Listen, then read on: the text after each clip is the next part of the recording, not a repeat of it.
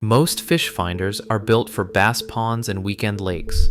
Slap one on an offshore boat and it fails on you at depth, loses bottom track in rough water, or bakes itself on the helm in direct sun before the season is over. 3 units are actually built for what offshore fishing demands. Number 2 on this list is what most tournament boats run. Number 1 changed what offshore anglers thought was possible, and nobody has matched it. Here is exactly why each earns its place. There are hundreds of fish finders on the market, and most of them will work perfectly well inside an inlet. Take them 12 miles offshore and you find out fast what they were not built for. Deep water sonar performance, screen readability in direct equatorial sun at noon, system integration across multiple displays, radar, and autopilot, durability in a saltwater environment that corrodes every point of failure it can find. These are not features any fish finder will advertise against. They are the conditions that separate the 3 units on this list from everything else on the shelf. 2 things end most fish finders early offshore. The first is sonar performance at depth. Most entry and mid-tier units use 200 kHz sonar as their primary frequency. 200 kHz performs well in shallow to moderate depths and gives good detail at 50 feet. At 500 feet, it loses coherence. At 1,000 feet, it is telling you almost nothing reliable. Offshore fishing in the Gulf of Mexico, the Atlantic, and the Pacific regularly happens in water exceeding 500 feet, and in canyons, the target zone is often 1,200 feet or deeper. What separates the 3 units on this list is the sonar architecture that was engineered to remain usable at those depths. The second failure mode is sunlight readability. A display that looks excellent in a showroom becomes unreadable in direct offshore sun at 60 degrees of viewing angle. Every unit on this list uses an IPS display with SolarMax technology that is verified readable in direct sunlight and through polarized lenses. That is not a marketing claim. It is a documented specification from each manufacturer. Both failure modes have the same consequence offshore. You are driving to your waypoint on a display you cannot read to find fish that your sonar cannot see. Starting with number 3. Number 3, Simrad NSS Evo 3S. Simrad was founded in 1946 in Norway. The company built its reputation supplying electronics to the global commercial fishing fleet before the recreational market existed in its current form. That commercial heritage is the reason the NSS Evo 3S is the unit that offshore captains running serious multi-day trips most consistently choose for navigation and system integration. The NSS Evo 3S is built on the IMX-8 integrated 6-core processor confirmed on Simrad's own official product page. That processing architecture handles simultaneous chirp sonar, radar overlay, chart rendering, and engine telemetry without performance degradation. The built-in echo sounder operates at 1 kilowatt chirp, confirmed on Simrad's official NSS Evo 3S product specification page, supporting dual-channel chirp transducers that deliver simultaneous depth range coverage from a single transducer connection.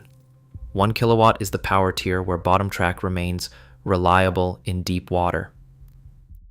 The SolarMax IPS display is confirmed viewable through polarized sunglasses at ultra-wide angles, a specification Simrad documents directly on the product page.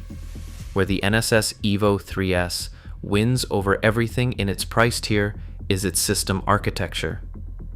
Autopilot integration, radar integration via Simrad's Halo radar, engine monitoring, structure scan 3-dimensional sonar, and full wireless display mirroring to iOS and Android, all through one unified Ethernet network.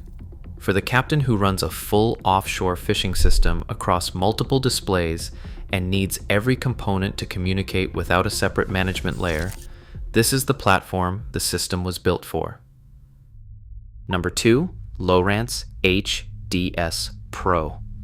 The The Lowrance HDS Pro is the unit that most competitive offshore tournament boats have on the helm right now, and the reason is a sonar specification that every serious offshore angler recognizes the moment they see it on the water. The HDS Pro supports active imaging HD, confirmed directly on Lowrance's official HDS Pro product page. Active Imaging HD delivers high-definition chirp sonar, side-scan imaging, and down-scan imaging simultaneously from a single transducer operating at up to 1.2 MHz. That frequency ceiling is the specification that matters in the offshore context. Standard chirp transducers operate at lower frequency bands. The 1.2 MHz capability of Active Imaging HD produces image resolution that allows an angler to distinguish individual fish in a bait ball from the edge of the bait ball structure. That distinction directly changes where you drop your pitch. The HDS Pro also supports Active Target 2 live sonar, confirmed on Lowrance's official product specification. Active Target 2 allows an angler to see fish react to a lure in real time from forward, downward, and scout angles.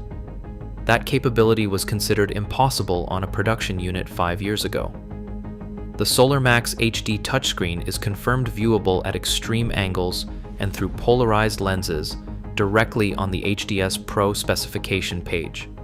Preloaded CMAP Discover onboard charts include 1-foot contours on over 19,000 US lakes and full coastal coverage. NMEA 2000 connectivity, wireless, and Bluetooth round out the integration tier. The HDS Pro is available in 9, 10, 12, and 16-inch configurations, confirmed on Lowrance's official site. For the offshore angler who prioritizes sonar performance and live imaging capability above every other metric, the HDS Pro is the answer. Subscribe for more of the best boating content. Number 1. Garmin GPS Map 9000 Series. The GPS Map 9000 series earns the top position because it delivers a specification no other production fish finder on the market has matched: 4K ultra-high definition display resolution in a marine multifunction display, available in 19, 22, 24, and 27-inch configurations, confirmed directly in Garmin's own press release. 4K resolution at the sonar display level means that targets previously rendered as a single pixel mass on a high-definition screen are now resolved as individual fish at depth. Garmin's own engineering documentation, confirmed in Yachting Magazine's technical review, notes this directly, where a high-definition screen shows several fish targets stacked as one mass, 4K pixel density resolves them individually.